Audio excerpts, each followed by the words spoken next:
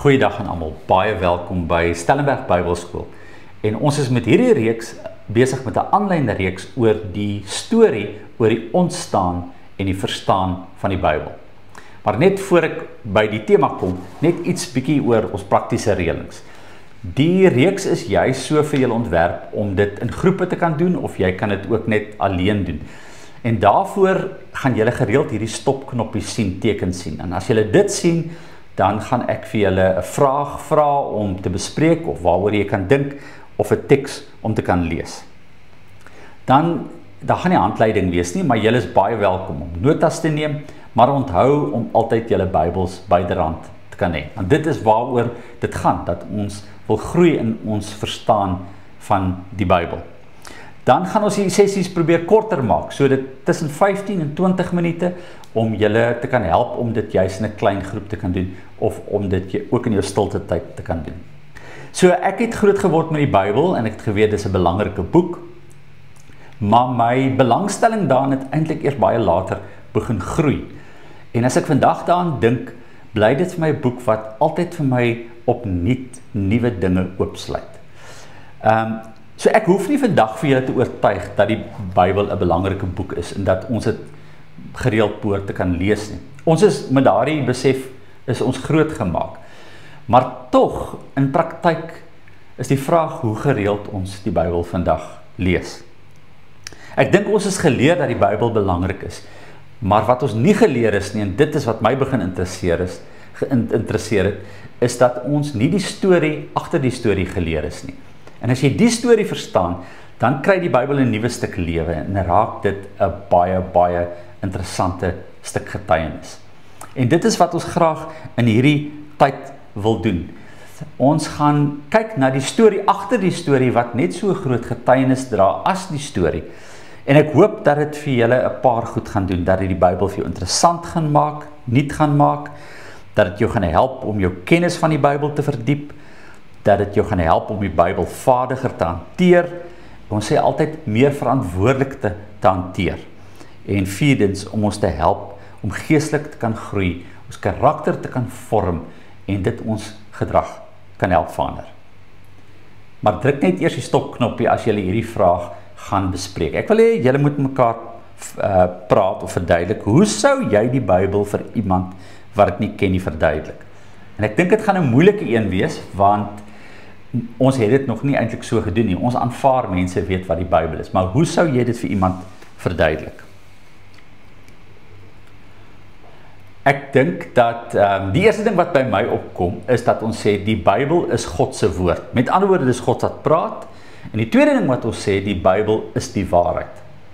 Goed, kom ons aanvaar dit so, maar hoe is God besig om te praat?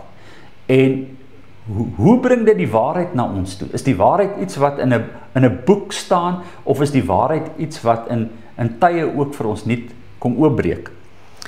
'n tweede ding wat mense sê, dis 'n boek wat jou sal help om met normes en waardes en riglyne vir jou lewe.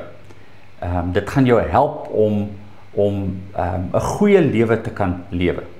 Baie mense sal sê, wel, die Bybel is 'n boek wat jou sal help om meer oor jouself te kan leer, oor ander mense te kan leer, en meer die wêreld waarin jy leef, en jou kan help om meer bedagsaam te kan leef, om in vrede te kan leef met mense en jou Skepper. So al hierdie goed is ook so, maar ek dink baie van ons wat met die Bybel groot geword het, is daar ook 'n klomp onsekerhede by ons, en 'n klomp goed in die Bybel wat ons nie verstaan nie, wat vir ons 'n groot uitdaging is. Mense vra vandag, hoe kan 'n boek wat so oud is, so relevant wees vir ons lewe van kunsmatige intelligensie en al die goed? En dan het 'n klomp mense ek sukkel om dit te verstaan. En ek sukkel om te verstaan hoe dit ons antwoorde gee op ons hedendaagse kwessies. Daar's 'n klomp onduidelikhede, en daar's so 'n klomp onbeantwoorde vrae. Dis asof God praat, maar hy praat nie reguit nie. Daar's 'n klomp goed wat tussen die lyne lê.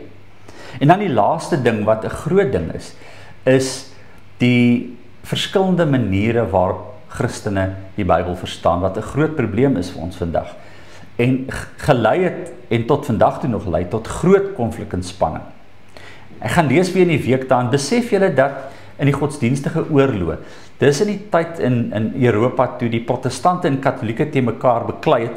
Dis nou hier in die 30-jarige oorloë hier in die begin van die 17de eeu.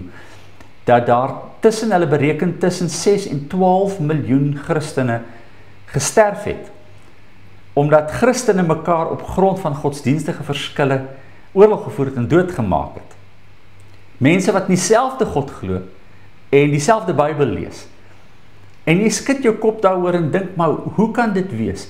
En tog sit ons vandag met presies dieselfde uitdaging. Ek beleef so in ons net in ons eie tyd het. Die spanning en konflik wat daar vandag is in gesinne en families oor wie die waarheid het en wie die Bybel reg lees en wat die Bybel sê. En ek dink ons mis iets. Ek dink dat die Bybel veel dieper getuienis lewer as om net ons sake te kan beoordeel. Die storie laat my nogal dink aan die verhaal van Atahualpa wat ek met julle wil deel. So in 1532 het die Spanjaard Francisco Pizarro in Peru aan wal gekom om die Inca koning Atahualpa te ontmoet.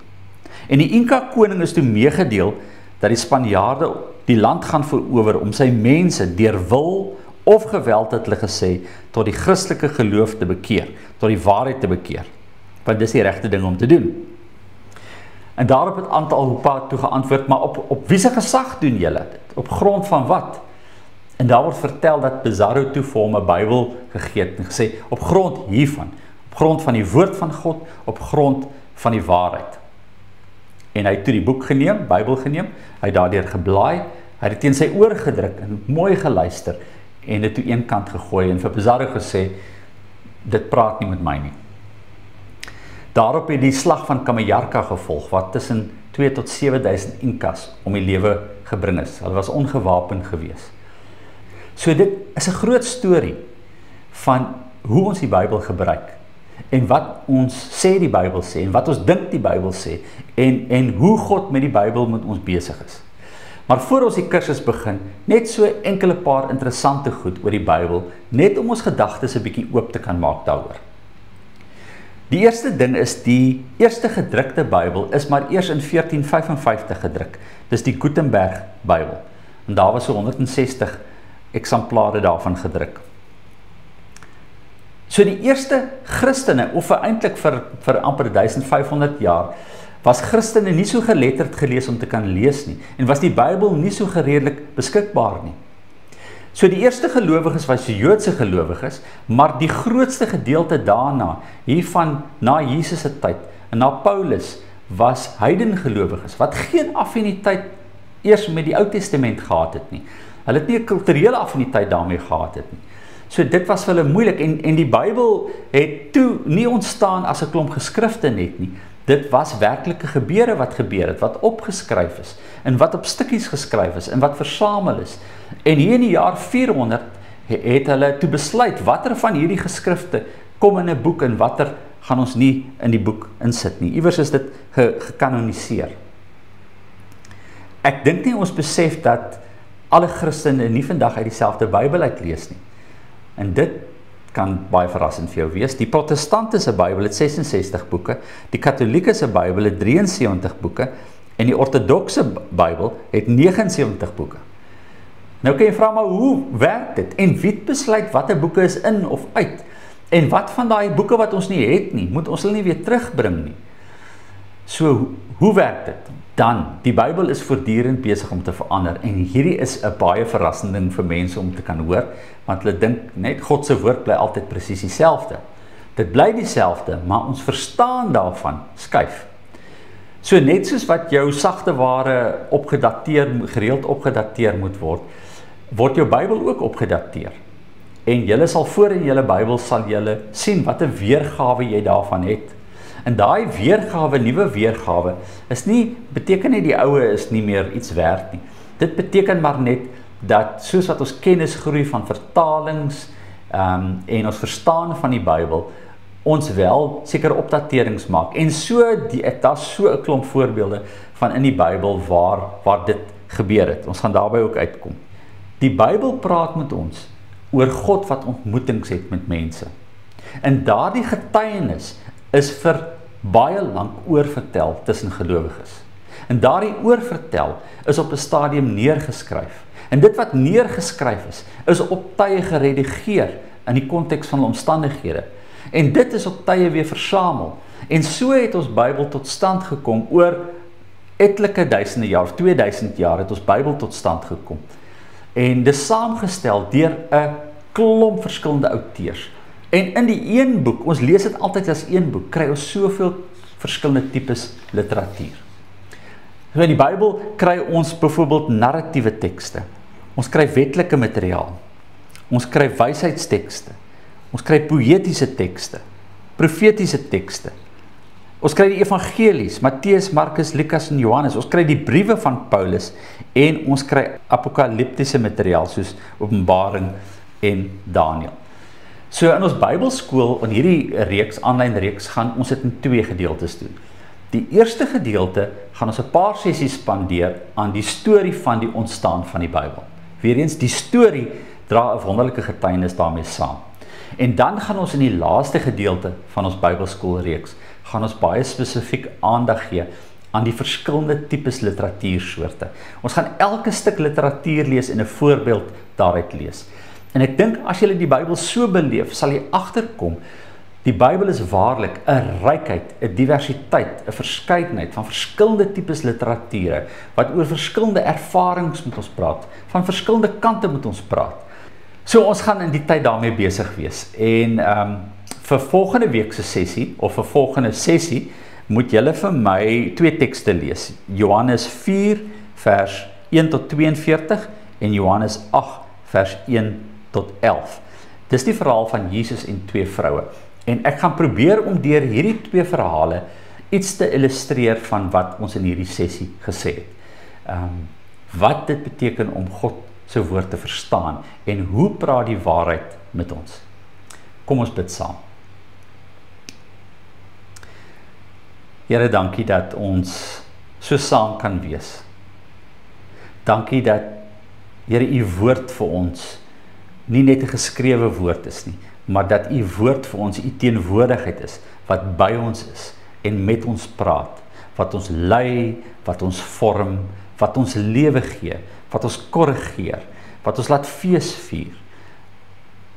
Dankie, Here, dat ons dit altyd nuut kan ontdek. Almal van ons het al so lank met 'n Bybel groot geword. En skielik, Here, voel ons so entoesiasties om dit weer te kan lees. En dit te kan lees uit die oogpunt dat u langs ons sit. En dit kan lees in die oogpunt dat terwyl ons dit lees, u ons laat opkyk en na buite laat kyk en ons na realiteite wys wat om ons afspeel. En dat u so deur u Gees die waarheid vir ons kom ontvou. Amen.